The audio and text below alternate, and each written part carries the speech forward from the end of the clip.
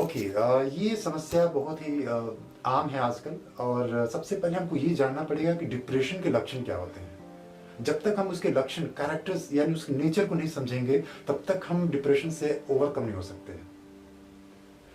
हर इंसान डिप्रेशन के लक्षण अलग अलग हो सकते हैं। यहाँ पर सभी जो व्यक्ति होते हैं उनके लक्षण के संकेत कुछ इस तरह के हैं, यानी कि उसके जो कैरेक्टरिस्टिक कुछ इस तरह के हैं, जैसे कि हर चीज में आप एक नेगेटिव सोचोगे, चिड़चिड़ापन होगा, आपको लगातार खालीपन और उदासी का महसूस होगा, किसी भी चीज के लिए आपकी जो उत्साह होती है उसकी कमी दिखेगी, खुद को बेकार, बेबस और एक कल्प्रिट महसूस करोगे आप।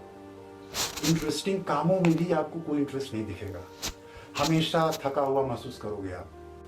कोई भी काम के लिए आप निर्णय नहीं ले सकते, कोई डिसीजन नहीं ले सकते हैं। आपको चिड़चिड़ापन, बेचैनी, घबराहट हमेशा रहेगी, आपको नींद नहीं ठीक से आएगी और आपको आत्महत्या के ख्याल तक आते हैं। ये हो गए कुछ लक्षण आपके। तो ये डिप्रेशन से बचने के उपाय क्या है? और दुनिया की किसी भी बीमारी का इलाज हो सकता है जब इंसान को यह विश्वास हो जाए कि वह उस बीमारी को हरा सकता है। तो सबसे पहले उसका यह विश्वास जगाना होगा कि हाँ, इस डिप्रेशन पर काबू पा सकता हूं। पहली बात यह है कि डिप्रेशन से बचना बहुत आसान है। और दूसरी बात यह है कि आज से खुद को छोटे छोटे बदलाव के लिए तैयार कर लो। सबसे पहला, प्रेजेंट सिचुएशन को तुरंत बदल दो, अकेले ना रहो। अगर अभी आप अकेले रहते हैं तो अपने परिवार के साथ चले जाएं, और यदि आप परिवार के माहौल से परेशान हैं तो दोस्तों के साथ घूमने चले जाओ, लेकिन अकेले ना रहें। यह बहुत जरूरी है आपके विचारों को नई दिशा देने के लिए। दूसरा, आप अच्छा महसूस करो।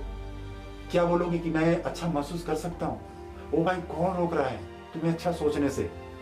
आपको वह हर चीज देखनी है और करनी है और ढूंढनी है जो आपको अच्छा महसूस कराती है। और निगेटिविटी, नकारात्मक सोच, ये चीजें ना तो देखनी है और ना सोचनी है और ना ही करनी है। एक्सेप्ट करो और ठान लो कि इसे बदलना है। जब आप रोज के रूटीन से चलते रहोगे तो आप डिप्रेशन से कभी नहीं हट पाओगे। आपको ठान लेना है कि इसे बदलना है। जो चीज आपको परेशान कर रही है, जो चीज आपको अंदर से झकझोर के रख देती है, जो चीज आपको अंदर से बहुत ज्यादा डिमोटिवेट कर रही है, आप उस चीज को बदल दो, उस रूटीन को बदल दो। अपने आप नए रास्ते दिखेंगे। आप व्यायाम और एक्सरसाइज करो, दौड़ने जाओ, कुछ गेम खेलने जाओ, लेकिन मोबाइल पर नहीं। जबरदस्त एक्सरसाइज करके खूब पसीना बहाओ। यह आपके डिप्रेशन को काफी हद तक कम कर देगा। इससे आपको 2-3 दिन में ही फायदा दिखने लगेगा। आप अच्छा महसूस करने लगोगे। अपने काम से पर्याप्त ब्रेक लो। कोई भी काम, चाहे वो स्टडी हो या ऑफिस करते हो, आप लगातार काम करने से बीमारियां होती हैं, बोरियत महसूस होती है और नकारात्मक सोच भी आती है, निगेटिविटी आती है दिमाग में। इससे भी डिप्रेशन की समस्या हो जाती है।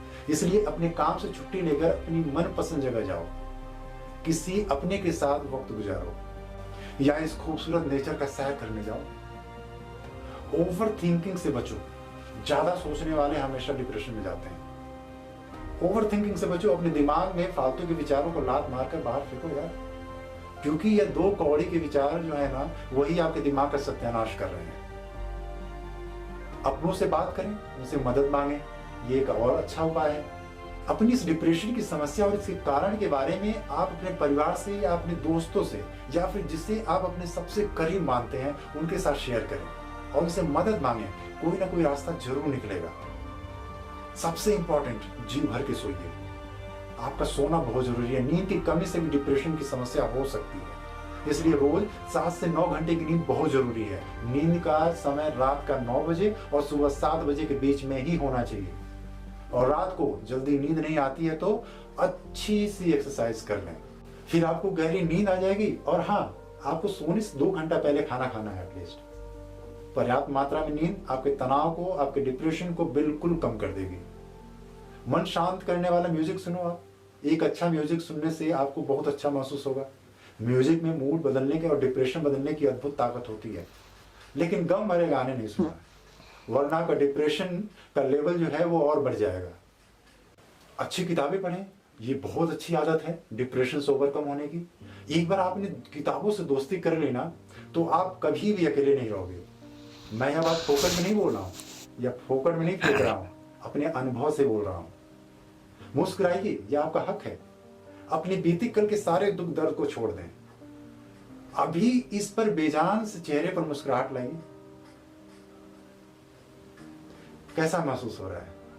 अगर अच्छा महसूस हो रहा है तो मुस्कुराते रहिए।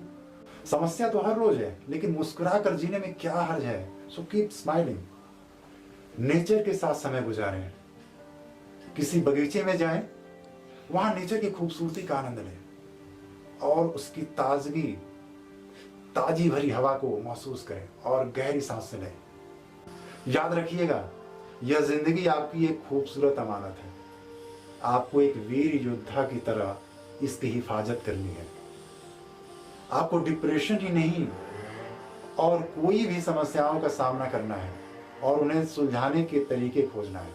हो सकता है अभी आपको मनपसंद नौकरी ना मिल रही हो, या अपनी पसंद की कोई चीज ना मिल रही हो, या अपने सारे काम उल्टे हो रहे हो, लेकिन आपको एक रास्ते में कामयाबी नहीं मिल रही है तो इसका दूसरा अपना लो। लेकिन हार मान लेना कोई समझदारी नहीं है। एक दो बार हार से आपकी कीमत कम नहीं हो जाती है। अरे सैकड़ों बार हार मानने पर भी आपकी कीमत कम नहीं होगी।